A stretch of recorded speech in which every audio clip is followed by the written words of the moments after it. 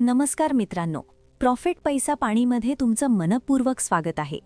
आज आपण एका अशा नियमाबद्दल बोलणार आहोत जो निसर्गातही आहे आणि अर्थकारणातही.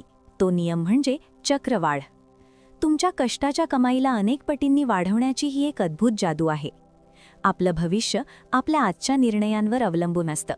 जेव्हा आपण एखादी मोठी रक्कम पाहतो तेव्हा आपल्याला वाटतं की ही एका रात्रीत तयार झाली असेल, पण नाही. प्रत्येक मोठी संपत्ती एका लहान बीजातून सुरू होते. तुम्ही आज जो पैसा वाचवता ती बचत म्हणजे तुमच्या भविष्याचा पाया.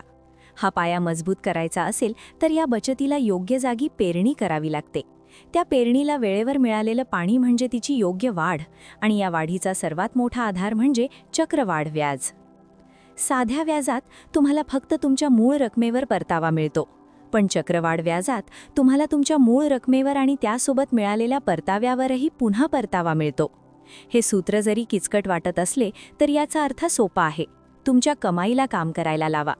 सुरुवातीला ही वाढ अगदी कमी वाटते. 100 रुपयांवर 10 रुपये मिळणं ही छोटी गोष्ट, पण हीच प्रक्रिया 10 वर्षे 20 वर्षे चालू राहिली तर ही रक्कम इतकी वाढते की तुम्हाला आश्चर्य वाटेल. तुमच्या व्याजावरही व्याज लागतं, म्हणूनच याला व्याजावरचं व्याज असं म्हणतात. हीच ती पैशाची खरी वाढ. या चक्रवाढ नियमाचा सर्वात मोठा मित्र कोण? वेळ. जो माणूस लवकर गुंतवणूक सुरू करतो त्याला चक्रवाढीचा जास्त फायदा मिळतो.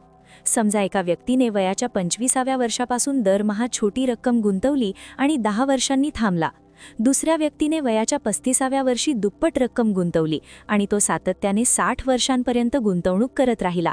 तरीही पहिल्या व्यक्तीकडे जास्त संपत्ती जमा होण्याची शक्यता असते. कारण काय?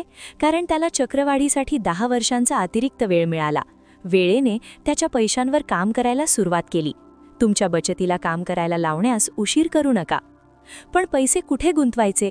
या बीजाची पेरणी कुठे करायची? यासाठी अनेक पर्याय उपलब्ध आहेत, जे तुमच्या गरजेनुसार आणि जोखीम घेण्याच्या क्षमतेनुसार बदलतात. तुम्ही थेट समभागांमध्ये, शेअर्समध्ये किंवा विविध समभागांच्या समूहात म्हणजे परस्पर निधीमध्ये किंवा भूसंपदा म्हणजे जमीन जुमला किंवा सोनं आणि इतर मालमत्तांमध्ये गुंतवणूक करू शकता.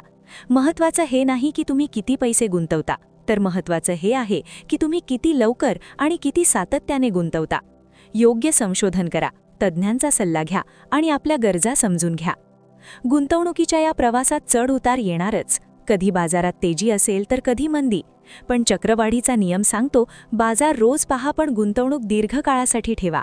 शिस्त आणि संयम हेच 2 गुण तुम्हाला तुमच्या ध्येयापर्यंत पोहोचवतील. ज्याप्रमाणे शेतकरी पेरणीनंतर लगेचच फळांची अपेक्षा करत नाही, त्याचप्रमाणे गुंतवणुकीतही संयम ठेवावा लागतो. नियमितपणे गुंतवणूक करत राहा. बाहेरील आवाजांकडे दुर्लक्ष करा. तुमचा वेळ आणि तुमचा पैसा हे दोन्ही तुमच्या भविष्यासाठी काम करत राहतील. मित्रांनो, आजच ठरवा. तुमच्या बचतीला पाणी देण्यास सुरुवात करा. तुमच्या स्वप्नांना पंख लावण्यासाठी वेळेच्या या अदृश्य शक्तीचा म्हणजेच चक्रवाढीचा वापर करा. हा व्हिडिओ तुम्हाला प्रेरणादायक वाटला असल्यास लाईक करा, शेअर करा आणि आपल्या प्रॉफिट पैसा पाणी या चॅनलला सबस्क्राईब करायला विसरू नका. भेटूया पुढच्या व्हिडिओमध्ये. धन्यवाद.